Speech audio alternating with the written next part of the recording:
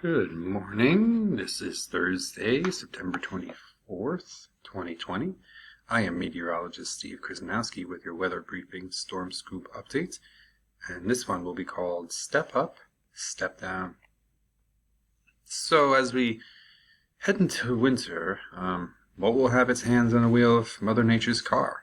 And this is just a plot, let's just say, of some things that are out there. We have a expected La Nina.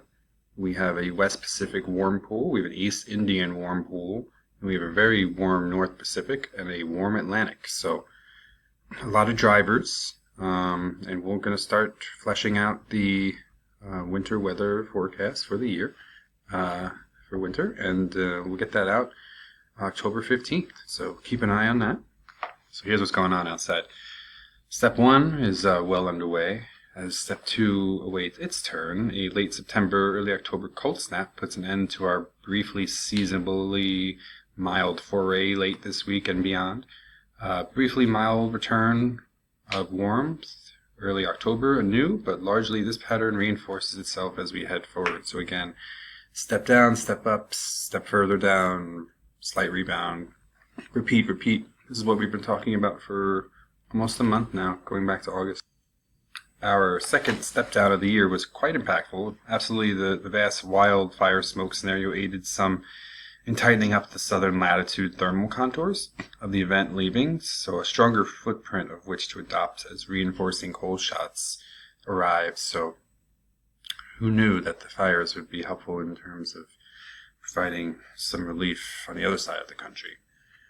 Over the next 48 hours, the remnants of our weak landing tropical storm Beta will arc up left of the Appalachians, and then we'll get kicked across the gap. Would anticipate severe weather later on Friday in the encircled area, and treat it as a strong low with a strong front slicing into warm, moist air. So there's definitely a potential for some severe weather, so keep an eye out for that as well. So, forever jump. I can sum up a week's worth of the pattern, perhaps the basic footprint for weather in one shot with yesterday's 700 milligram chart. So we have a cold footprint up in here on the boundary of the U.S. Canada boundary, and we have a tumbling. In 2, we have tumbling elongated highs. We have our intermediate rebuilds, right, our milder rebuilds, and we have our suppressed northern advances. So it pushes U.S.-Canada border, pushes to there, and it tracks south. How south will be the interesting piece, but that is winter, right? So keep an eye on that. With eastern northeast under moderate to extreme drought this week, signaling for an atmospheric river event early next week is definitely welcome.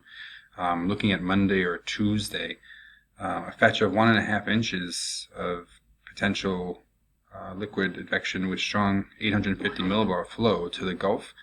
That's a river right there. Atmospheric river is what we call it. It'll just drag the available moisture from the Gulf and ride up the coast. It's a powerful dynamic forcing with a sharp mid-level trough perhaps, so you could see some widespread inch of rain possible, which is definitely needed. It's extremely needed, especially in the north. Just again pumping off the rebound piece. Both our rebound at number 1. That's our warmth and the footprint in the next round of cooler weather. That's number 2. It's clearly evident in the contours, so enjoy the week. The changes will filter in over the weekend out east and more on Monday. So it'll take about 2 or 3 days, right? And then finishing up, we've had in southern New England, the upper mid-Atlantic, our sub-pattern. Reversions begin Friday, like I was saying. The big hit becomes on Monday. The Gulf of Alaska has just started to receive its cue as the North Pacific jet streak arrives, and we've covered the polar reaches advancing contributions earlier this morning, so it's time to dig back a little. And then finally with the tropics. Since May, we've had 9 tropical cyclone landfalls in the United States. 5 of them are tropical storms, 3 of them are hurricanes, 1 of them being a major hurricane. Look at Laura, she is just a beauty. And this ties the 1916 for the most U.S. landfalls in a given season.